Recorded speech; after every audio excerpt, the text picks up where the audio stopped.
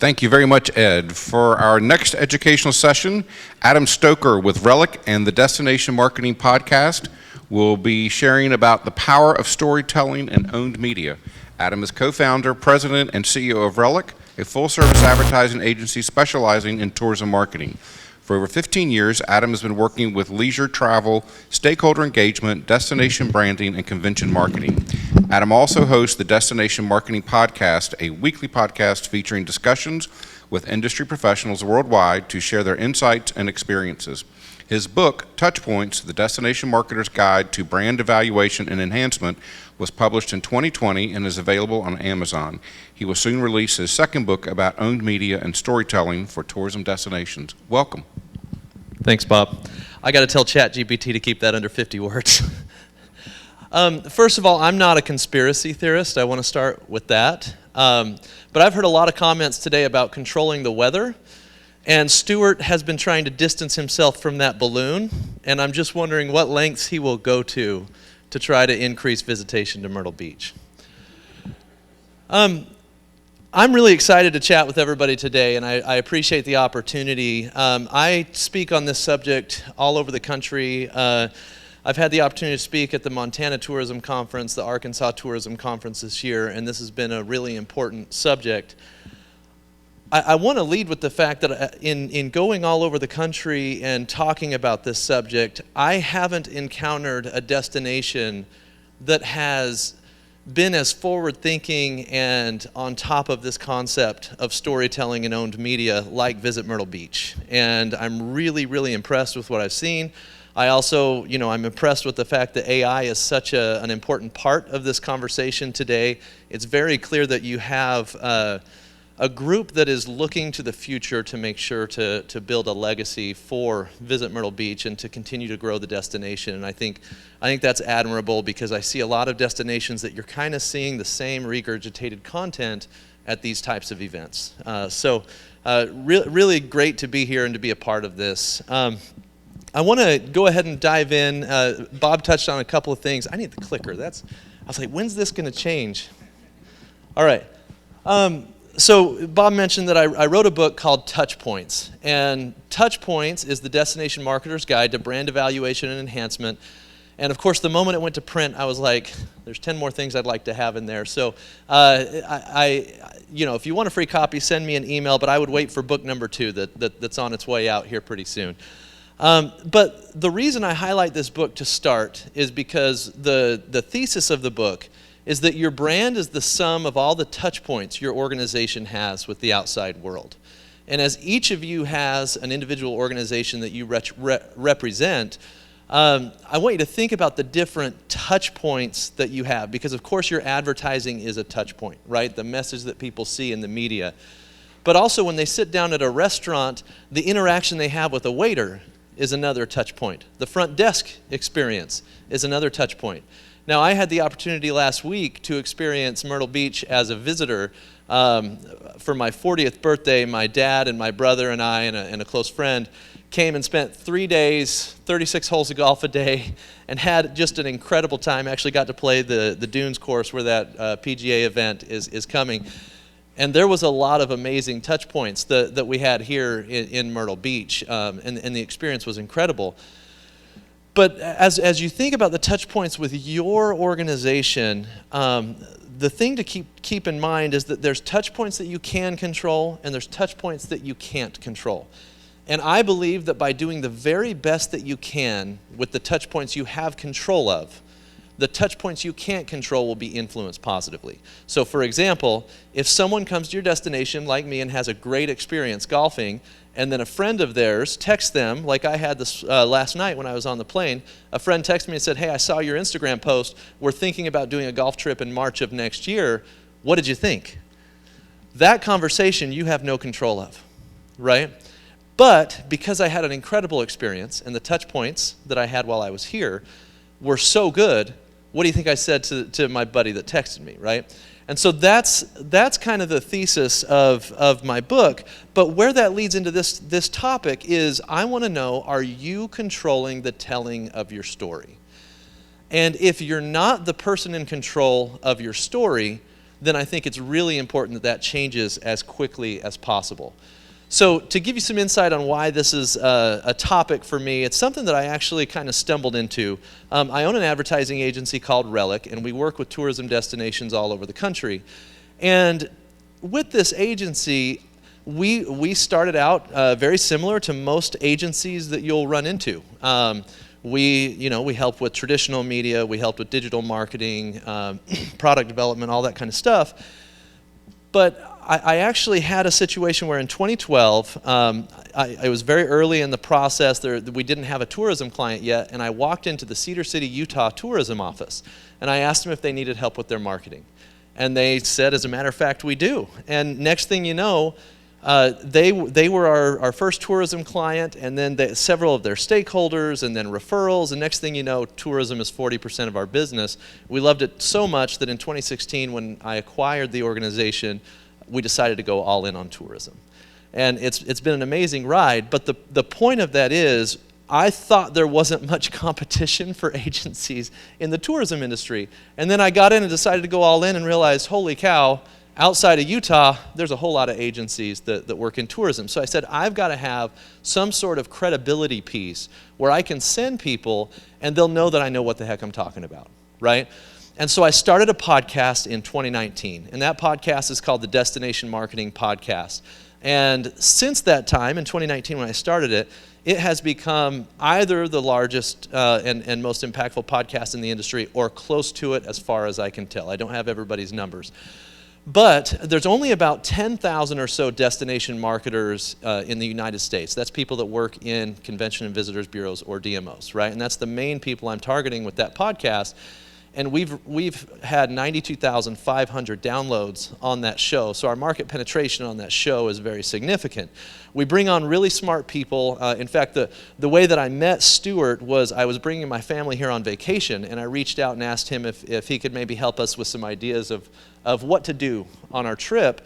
And he's like, hey, I actually listened to your show, and we kind of built a friendship from there. I had him on my show. I've had Diane on my show. But that was actually how I got to know Myrtle Beach. We've done 250 episodes, and the latest one is on this exact topic that I'm speaking on today. The timing of this couldn't be better, I guess. It's Stuart and I talking about the importance of owned media, and it's actually going to be a 5 or 6 episode series where Stuart and I are going to do a deep dive on the importance of creating owned media for your organization. Once I started that show, though, I had several destinations say, well, could you help us start a podcast? And my immediate response was, well, no, we're an ad agency. That's not really what we do. And then I realized, hey, I probably need to start figuring out how to say yes to this question, right? And so we started with, we had 5 podcasts in the spring of 2020. And right in March when we were about to go live, COVID hit. And so 4 of the 5 podcasts that we were going to launch dropped off. But Rob Wells in Beaufort, South Carolina, I don't know if any of you know Rob, but he's an amazing person. Rob said, you know what, we committed to this, we're going to give it a try. And so they were our first podcast that we launched. And now we work with destinations all over the country and help them create podcasts. And as we went through this process, and it's funny because I was going through this process for myself, creating owned media. And then I started going through creating these shows and owned media assets for destinations, and my vision and understanding continued to expand. Because as I was getting the results for myself, I was also able to pass those results on to the destinations that we were working with. And I came to a realization in that process that there is a huge blind spot in the tourism industry that we've got to solve and that I want to help solve for the industry. So there are 3 different types of media that a good marketer should be nurturing and keeping track of. The first one, which I believe that the tourism industry is really good at, that is earned media. That's public relations, right? Getting other people to tell your story without having to pay for it, right? So public relations efforts, we do it great in the industry. I don't really have to teach it because you guys all know it and get it. Now, if you're in an individual stakeholder organization and you guys aren't doing public relations efforts, it's definitely something that I would take a look at adding to your efforts. Uh-oh. I think I'm going to get that thing where it goes all the way to the end. All right, so paid media is the next one. And it's funny because whenever I give this presentation, I have to remind everybody I own an advertising agency. I don't hate paid media. Paid media is a very, very important part of a marketing plan. Paid media is how we get immediate results for whether it's our organization, our destination, whatever, right? And so we can do that through digital media, traditional media. It's measurable and effective. When you run media, you can see the results. It's also very transactional, which means you run the ad, they book the trip. It's not necessarily as relationship building. But let's talk about owned media. Now, there's several examples of different types of owned media. You've seen a lot of those today in the presentation that you've gotten from Myrtle Beach. The examples are YouTube channel, podcasts, video series, a streaming series, documentaries. Your email that you send out is an owned media asset. Your website and the content on your website should be an owned media asset, and I love the presentation we got from Miles today on some of the innovative things that they've been doing to help enhance destination websites, starting with Myrtle Beach. And then your social media channels. Now, there is an argument that there's a fourth type of media called shared, and that's because the social media platforms own the channel, but you own the content. And so I'm putting it here under owned media, but I do understand if anybody has an argument that that should get its own category. And then a text messaging list would be another example of types of media. So why is it important?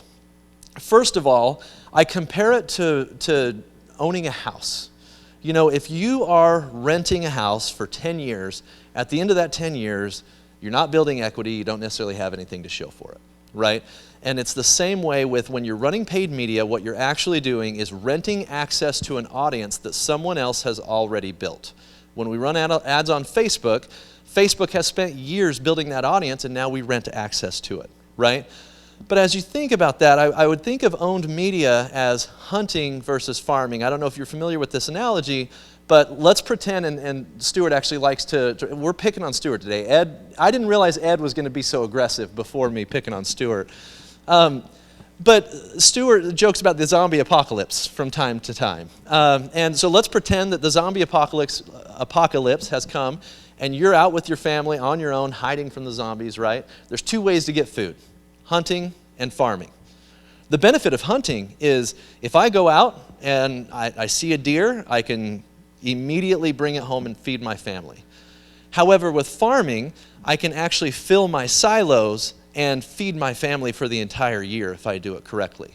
Both of them very valuable, both of them very useful, but farming will allow me to build for the long term, right? So that's really how I look at owned media versus paid media. It's hunting versus farming. You also get the ability to control the narrative.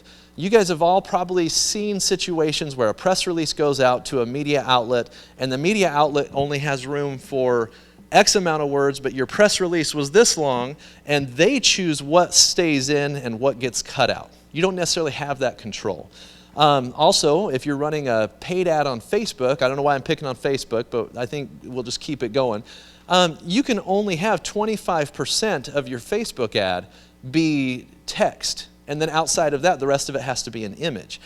And so because of that, you don't necessarily get to control the parameters of how your message gets introduced to the audience.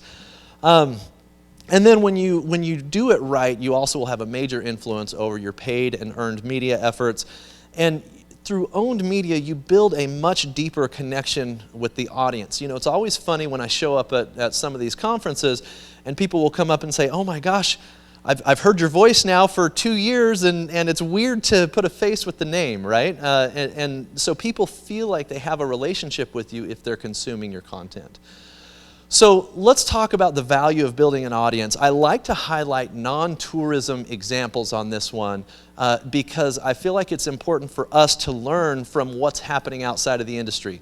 Now, if you want more detail on why I feel like that we don't necessarily have the same data and things like that, go listen to the episode with Stuart and I. We actually go deep on that on the episode that released this week. But I use these non-tourism examples. Let's start with Reese Witherspoon. How many of you are familiar with her Hello Sunshine book club? A few of you. Okay, so let me tell you the story of what she did. She started a book club several years ago, and she highlighted books. It was just once a month she'd bring on a book, and the audience kind of continued to grow. And what she started to realize is when she would highlight a book, she would guarantee the success of that book because her audience had gotten so big. And after a while of seeing the success of each of those books, she says, well, I bet I could make these into a movie and have the movie be successful too. So she started a production company. And with that production company, she started guaranteeing that not only would the book be successful, but the movie would be successful. And guess who gets to play the starring role in a couple of those movies? Reese Witherspoon. She owns the whole supply chain of her career now at this point, and recently was able to sell that production company and the entire organization for more than she ever could have made as an actress. And she was doing okay as an actress too. Kim Kardashian, you guys are familiar with Kim Kardashian? Is that a familiar name? Okay, all right. So Kim Kardashian used to get paid a whole lot of money to feature products on her social media channels where she had built a significant audience. The difference is she started to realize that when she would promote these products, they would go on to be successful and make millions, and she was springboarding them into success. And she said, well, why should I continue to just hand off this value? How about I start a private equity firm, I'll buy the companies first, and then I'll share in the success that comes from me springboarding them into action. So she did that, and the private equity firm has been able to help her grow her wealth unnecessarily, I guess, at this point for where she's at. The Daily Wire, how many of you are familiar with the Daily Wire? So the Daily Wire is a conservative podcast network. I'm definitely not endorsing any political messages or anything like that, but the business case is really fascinating because they, as a conservative talk show network, they have said things at times, or hosts have said things at times that have been offensive to people. And so in that process, Harry's Razors was one of their major advertisers. And when a host inevitably said something that people didn't like, Harry's Razors pulled their advertising spend from the Daily Wire. So instead of going and trying to replace that advertising spend, the Daily Wire created a company called Jeremy's Razors. And the whole idea was, how about let's just create our own, we know our audience buys razors. Harry's was really successful with it, so let's start a razor company. And within the first month, they sold 26,000 subscriptions to Jeremy's Razors. I'm no mathematician, but that's a lot of money that they generated off of that, and way more than they ever would have gotten with the advertising contract. The idea is if you build the audience and you have influence over the audience, you can then monetize that audience in a variety of ways, right? I'm actually going to skip for time Mr. Beast. I'll touch on Good Golf because Kyle mentioned it this morning. Those guys are fascinating. It was a group of 4 guys that decided to get together and just start making content, and now they've built an audience so significant that Visit Myrtle Beach is wanting them to come down and create content from here. But also they've released their own line of golf apparel. They have hats, they have clothes, and the thing is, they built the audience, and then they were able to take commoditized products and leverage their influence over the audience to generate revenue, right? So how we can learn from some of these non-tourism examples is if we build an audience, then we can actually influence that audience and ultimately leverage a travel decision. Here's the problem. It is a long effort. It is not a one-year plan. And for destinations, the reason this is a risk is that when you have stakeholders that want results now, it's actually a very difficult thing to convince them of as, hey, listen, this is a 10-year plan. And so it's very difficult for some destinations to get that going. Another reason I'm really impressed with Myrtle Beach is that your stakeholders have the vision to be able to allow you to build for the long term as opposed to requiring just hunting all the time. So with paid media, there's a couple of concerns. First of all, the costs go up annually with paid media. Again, I don't dislike paid media. I'm just comparing the benefits versus paid and owned. I think it needs to be a mixture of the 3. I want to be clear with that. But with Salesforce, I'm going to use Salesforce. Salesforce is a big tech company, probably the largest CRM in the world for most B2B companies. Okay? So Salesforce, in 4th quarter of last year, they really measure, and excuse me, I said in 4th quarter, but I'm going to talk about 4th quarter in just a minute. They measure their success of their marketing through 2 metrics. What's the cost to acquire a customer, and what's the lifetime value of a customer?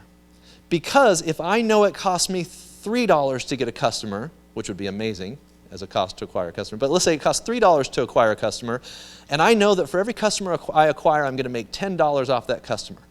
I can spend as much advertising dollars as if I want, as long as that equation works. But in fourth quarter of last year, Salesforce cost to acquire a customer went up by 70%. That throws the entire equation off. And if that happened for Salesforce, that's also happening for every organization that's buying through the digital marketing channels that we're buying through, right? So that's another concern with paid media, is it is inherently inflationary because these companies need to continue to make more and more money. I talked about renting versus owning, but I'm gonna touch on, when we think about a paid ad, almost every paid ad is a proverbial billboard. And what I mean by that is that anytime you run a paid advertisement, you essentially have 8 seconds or less to make a connection with the customer. So the reason I say it's like a billboard, pretend you're driving by, right?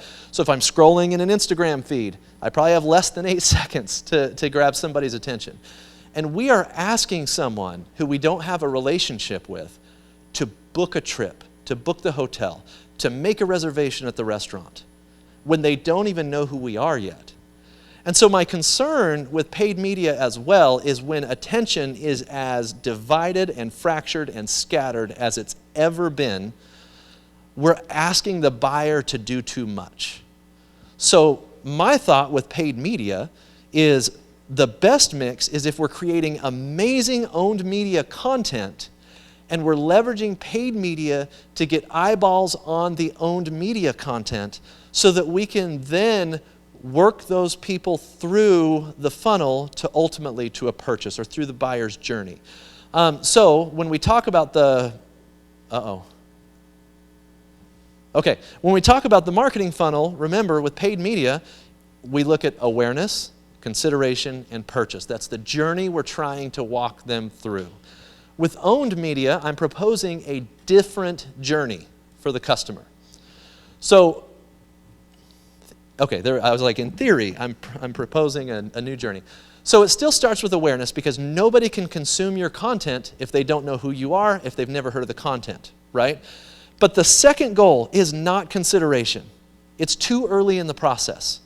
The second goal is engagement. We want them to engage in some way. We want them to press play on the episode or the YouTube video.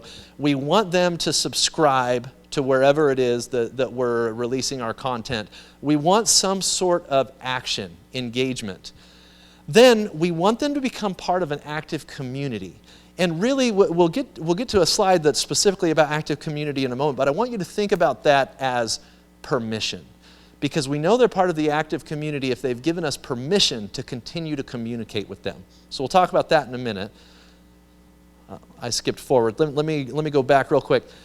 Then, once they become part of the active community, we want to inspire them to have interest in booking a trip. And then, of course, we want them to actually purchase. Or, if we build an audience that's significant enough, maybe they never even end up coming to Myrtle Beach. But when somebody asks them where they should go for their trip, hey, I'm listening to this show that's super interesting about Myrtle Beach. I haven't been there, but you might want to give it a try. We can create a community of advocates that don't even come to our destination if we create interesting enough content and valuable enough content. So I'm just going to go through each step. I'm going to do it very quickly here because I know we're short on time. How much time do I have? Okay, I'm good. All right. And I know I'm between you guys and a break, so I'm going to hurry. It starts with amazing storytelling. Nobody's going to care about your content unless it's interesting. That's pretty easy. That's why I love the new show that Myrtle Beach has just launched called Life's a Beach and Then You Die. It is really, really human content. It's compelling human content. It tells real stories of real people, and the audience can relate to it. I have no doubt that show is going to be incredible. The destination showcase is a secondary priority there. We are not trying to sell the destination immediately. We're just leveraging the content first to build the relationship with the audience. Now, the destination is in the background, and a great example of that is Myrtle Moms and Margaritas, which I know that Jen is on there, and she's a great talent there. But with that show, how often do you talk about Myrtle Beach? Fairly Rarely, but it's very obvious that you're in Myrtle Beach. They hear the sounds of the beach. They hear stakeholders. They hear messages that relate to Myrtle Beach. And that's the whole point. It's a looser connection than buy now. And then we want to drive traffic to the content instead of directly to a landing page that says book now, or we don't want to ask too much. So then in the engagement phase, there's an example of some some content that you can create. So think of your awareness content as kind of your big rock content. So like a podcast or a YouTube channel or a streaming show or something like that. And then if I want people to engage, I'm going to slice up those big rock pieces of content into little slivers of content that I can use to generate engagement. So think of that as the engagement phase with these different content types. Then the tactics, you can have audience-driven storytelling where you're asking the audience to contribute topics that you should talk about. Meet and greets where you actually put the talent out in the community and people can come interact with them. Merchandise that's related to the show that might also have the Visit Myrtle Beach logo on the back or something like that. Cross-show promotion, so if you have multiple owned media assets, have them make appearances on each show to try to pull audience to other shows and increase your interaction. Then you want people to become part of an active community. And if you can achieve that, you now have permission to walk them through the rest of the process. So we want them to hit subscribe. We want them to join the email list. Maybe they can get a text update when there's unique content that's created. Create social groups where someone has to join the group. An example of that is I've created a group on LinkedIn called Destination Marketers. There's 260 members right now, and I've approved 2 people to join that group today. On the Destination Marketers LinkedIn group. It's a great way for me to continue the conversation with my listeners in a more tangible way. Social follows, if they give you your address, you can actually send them direct mail. And then, of course, you want them to subscribe. Inspiration, at this point in the process, you can actually start to send them personalized content based on your findings in the data from when they gave you permission. So if you've got a good CRM and somebody gives you their email address and you send out an email, they click on that email and go to a certain page on your website. Now you know they're interested in that specific thing, and you can send them content tailored to that specific thing. So it's really important that at this point we're creating customized content to help move them through the journey. And then, of course, the purchase phase, we want them to make a purchase, hopefully. There we go. And then, of course, you get the stronger call to action at this point. So it's a much longer journey, but the idea is we are farming, right? We are building an audience that if we're successful in building that audience, we can now leverage that audience in ways that I'll show in just a moment. So I'm going to talk about podcasts briefly. The reason I'm going to talk about podcasts is I feel like they are the easiest owned media asset to create. It's the most inexpensive, and all you need is a microphone. Okay, so with podcasts, a couple things to be aware of. 55% of Americans have listened to a podcast. 37% of those listen once a month, and 24% of them listen weekly. Podcasts have an amazing penetration into the audience in the United States.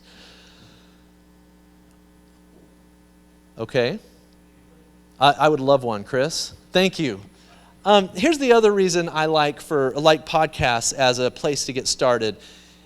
I talked about how we're asking too much of the visitor in some of our ads. I look at podcasts, and the reason they've been so successful is this idea of passive consumption versus active consumption. You have all probably spent a lot of money writing tons of content on your website that nobody reads. So when you want someone to read the content on your website, you want them to sit down, give you their full attention, and read through line by line, and then click on the page and read through. It's very difficult in today's day and age to make that happen. I'm not saying websites aren't valuable, because they are, and they're necessary. They're another really important asset, okay? But podcasts give you the ability to listen on your terms. I can consume content in the shower. I can consume content driving in my car, folding laundry, at the gym, whatever I'm doing. It's passive consumption, and audio is the only format that gives you the ability to consume passively, and that's why I think it's been so successful. 80% of listeners also listen to most or all of a single episode. Why? Because we're telling a story, and if you heard 60% of the story, you want to hear the end. right? So if you're doing a good job of storytelling in a podcast, they're also going to listen to most or all of your episode. Chris? Thank you. Here's the other great thing about a podcast is if you do it right, you can slice, and sorry about Chevy Chase here, you can slice and dice this content into a dozen different usable assets. So for example, if I transcribe the podcast, and there's software that'll do that for nothing. ChatGPT actually could probably do that for nothing now. But if you transcribe it and upload that to your website, what's going to happen?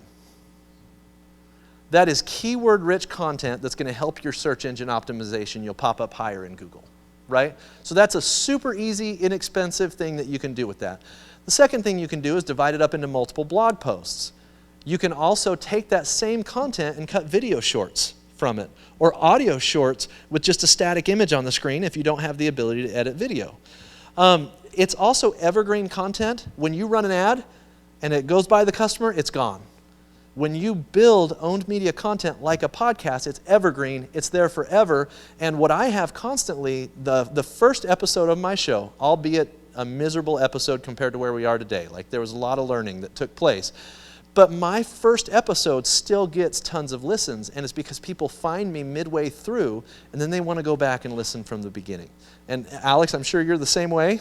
Yeah, it's really interesting that people want to go back and hear more of the story. And so I look at every episode for a destination or a tourism-based organization as a part of the story. So now you get a huge amount of time to be able to tell your story to your audience. So what's the point? If you build this audience, you can then leverage this audience to do a variety of things. First of all, as a destination, we'll talk about it from a Visit Myrtle Beach perspective, if they build audiences that they influence, and one of you as a stakeholder is struggling, they actually have the ability to influence the visitation to your business by telling your story on one of their shows. I have a friend that owns a resort in Utah called Ruby's Inn. It's at the mouth of Bryce Canyon, one of my clients. And he, for years, has called me leading up to August. There's like the week in the middle of August that's right before everybody goes back to school. Suddenly their bookings are way down. And so he always wants to run a campaign to generate visitation. But if he owned an audience, and I've been trying to talk him into it, but if he owned an audience, he could instead feature the destination on his show and talk about when is the best time to visit and actually influence the visitation himself instead of needing to run a $20,000 media campaign for a week. And that's the power of building an audience. You can fill in shoulder seasons. You can get better research and feedback from visitors. You can influence return visitation because if you've built a relationship with them and they came and had an amazing experience, you can show them through your content things that they didn't get the opportunity to experience while they were here. So they're going to want to come back, right? And then you can just create a ton of content on a limited budget. So for people that don't have the ability to do it themselves, even though I promise it's easier than it sounds, my team has a turnkey product that we do for all of the destinations and other organizations that we work with, and we'd be happy to help anybody that's interested, but I promise you, no matter who you are, you do have the ability to try it and do it on your own. And that's it. I think. There we go. Thank you very much, Adam. We appreciate it. Great presentation. And now we're going to take a quick snack and drink break. We always like those. We would like to thank Crossover Marketing for our